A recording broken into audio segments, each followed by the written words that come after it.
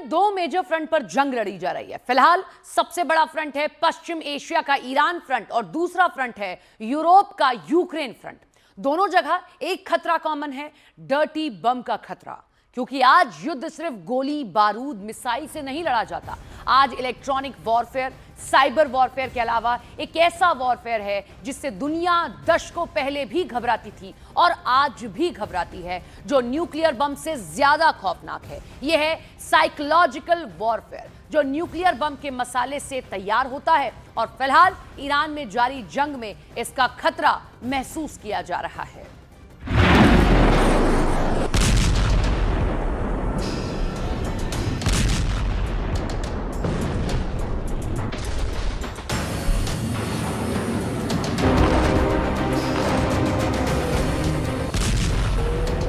We interrupt this broadcast with breaking news. Authorities confirm a dirty bomb has been deployed. This is an emergency alert. Seek shelter now.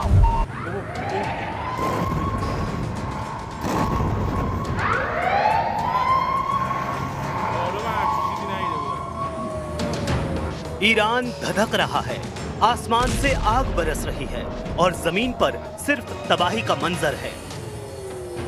America और Israel Iran को पूरी तरह खाक कर देने पर आमादा हैं। पूरी लीडरशिप को खत्म कर दिया गया है। सभी सैन्य कमांडर मारे गए हैं। शिया मुस्लिम इसे अपने अस्तित्व पर खतरे के तौर पर देख रहे हैं।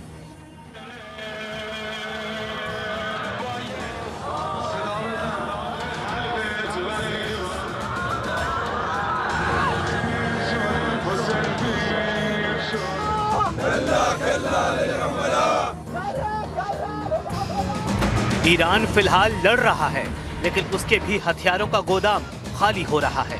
अगर यूक्रेन की तरह ईरान की मदद करने के लिए कोई सुपर पावर साथ नहीं आता, तो ईरान क्या करेगा? क्या करेंगे ईरान के शिया मुस्लिम?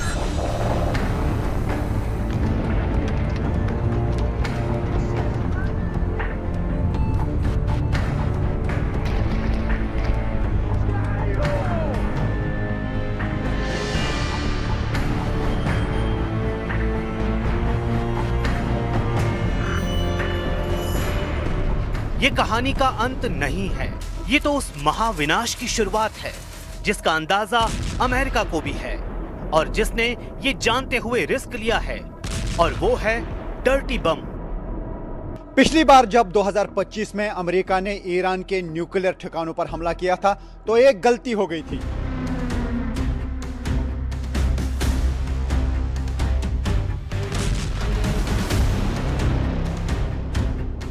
पेंटागन की रिपोर्ट कहती है कि हमले से ठीक पहले फोर्डो साइट से 400 किलो यूरेनियम, जी हां 60% शुद्धता वाला 400 किलो यूरेनियम वहां से निकाल लिया गया था।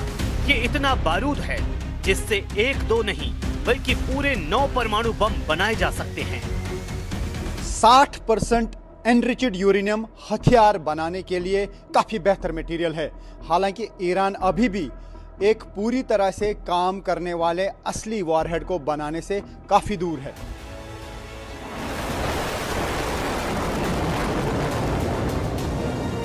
ईरान को अभी इस मटेरियल को मेटल में बदलना होगा और इसे मिसाइल में फिट करने लायक डिलीवरी सिस्टम तैयार करना होगा, और फिलहाल ईरान उस हालत में नहीं है।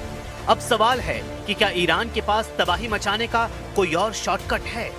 तो जवाब है हाँ, द डर्टी बम, ईरान का प्लान बी।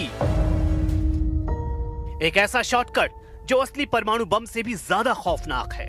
इसे कहते हैं डर्टी बम, और एक्सपर्ट्स चेतावनी दे रहे हैं कि फोर्डो और नतांज के तबाह होने और उस पर हो रहे लगातार हमलों के बावजूद ईरान के पास अब भी वो तकनीकी ताकत मौजूद है जिससे वो किसी भी वक्त एक डर्टी बम तैयार कर सकता है।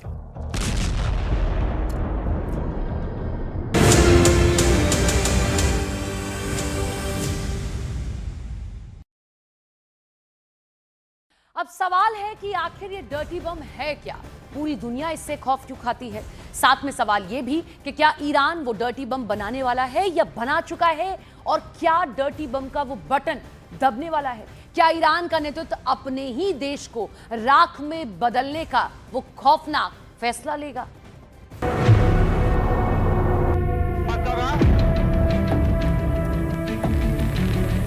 چی لازم دارین؟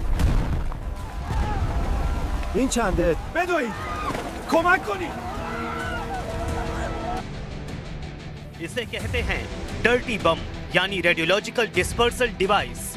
ये हॉलीवुड की कोई फिल्म नहीं है, ये वो खौफनाक हकीकत है जो आज हमारे शहरों के दरवाजे पर खड़ी है।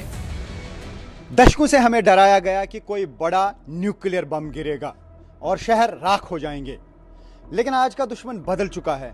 आज का दुश्मन स्मार्ट है, उसे परमाणु बम बनाने की कोई जरूरत नहीं है। वो अस्पतालों और कारखानों के कचरे से डर्टी बम बना सकता है।